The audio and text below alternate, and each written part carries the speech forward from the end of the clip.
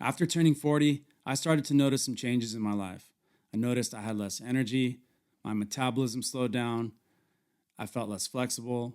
There's days where I feel great, and there's days where I just feel off. But I started to make a conscious effort on my overall health, making appointments with my doctor, my dentist, my optometrist, and even sought out a therapist to deal with my mental and emotional health. In this video, I wanted to go into the reasons why I'm making changes in my life to take my health more seriously, the steps I'm taking to do that, and how it's impacted me so far. Let's get into it.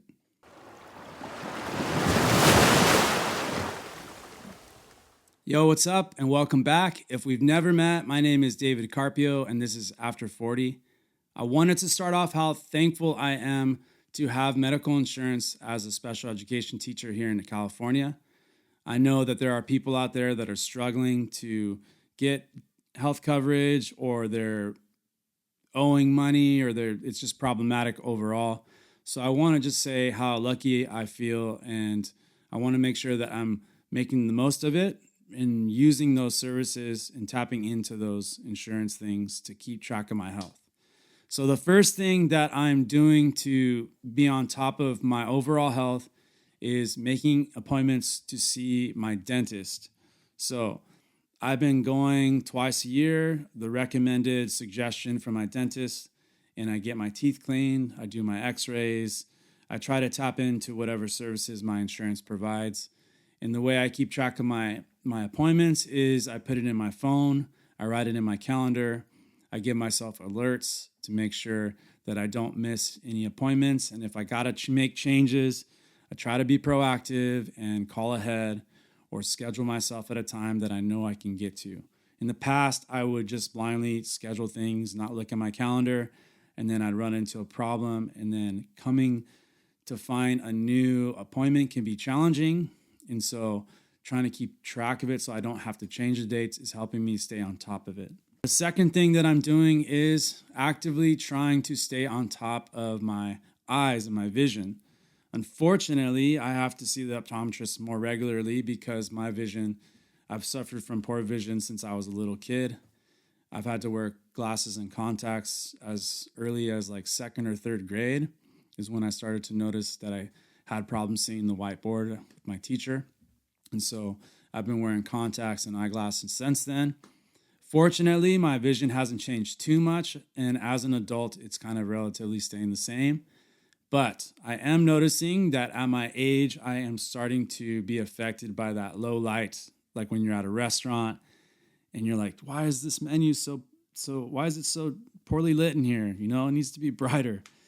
And I'm starting to have to do that trombone thing where you pull something away or get it closer to try to adjust to see what it is saying on the menu or on the label of something. And so I'm not quite at the stage where I need to have corrective vision or glasses for it, but I'm getting pretty close. It's unfortunate, but it's just a fact of life. So I'm going regularly to my optometrist to keep track of my vision, make sure my eyes are okay. The third thing that I'm doing to keep track of my health is to regularly try to visit the doctor. I dread going to the doctor. My philosophy before was, if it ain't broke, don't fix it, right? If I'm feeling fine, I'm not going to go. But now that I have kids and my family and I love my wife, I want to make sure that the years that I have here on earth, I'm trying to maximize and get the most out of it. So I'm trying to regularly go and get checked up, check my heart, my lungs, do my yearly checkup. I just did blood work, and I thought I was doing really well. I was going to the gym, and I am going every day, most days, Monday through Friday. I started running with some friends on Saturday, and so in my head, I thought I was doing killer. I thought I was doing really great, but the blood work came back, and unfortunately, I am on needing a low cholesterol diet. I'm in the pre-diabetic range, which shocked me.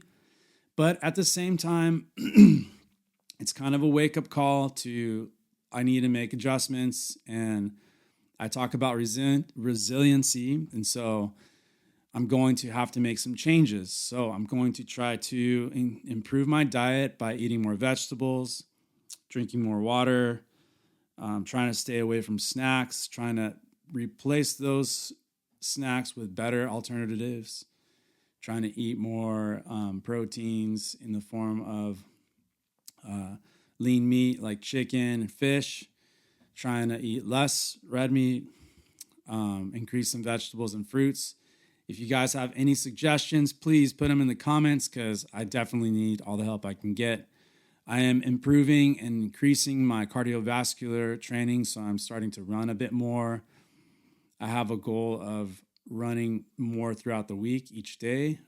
So far, I've been doing a couple miles per day for about 2 weeks, and I'm feeling pretty good. And then I meet up with friends to do a run on Saturdays because I love the social aspect of being with my friends and kind of chatting about things, getting things off your chest.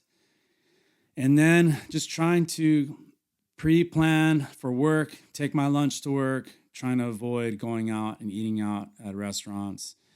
And then when I do go to restaurants, my plan is to make better choices, go for those meals that I wouldn't necessarily want to order, but because I probably need to avoid certain foods, I need to make the better decision. And then the last one is my beverages. I need to kind of like maybe dial it back and just be mindful of the choices I make.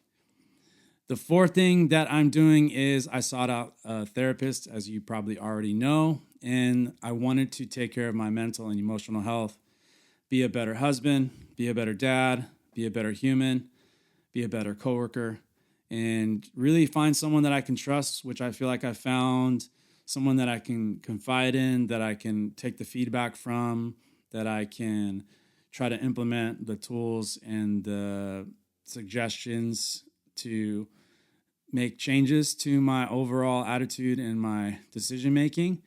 And I feel much better since I've been going. And then all of these things together, while there is no magic pill, it's just being consistent, being forgiving of yourself when you do mess up. And then the other thing about going to see professionals and actually taking the step towards that is that you might think you're doing something great and you're doing all right and I don't need any help. But then you go and then you realize, and the cold, hard facts sometimes are the wake-up call. And I think that's my takeaway from all of this is it's important to do it because you can keep track through hard facts, metrics, blood work don't lie, right? Vision don't lie. The machines are calibrated to tell you exactly what's going on. So don't hold back. And if you can catch things early, you'll have a better chance. So that's all I wanted to say. As always, if you found any of this helpful and it resonates with you, let me know in the comments, or if you have some tips on what I can do to improve my health or whatever is working for you. Like if you're on a workout plan that's working for you, please share it with me. I'd love to know what's going on and interact with you. As always, please like, share, and subscribe, and peace out. See you on the next one.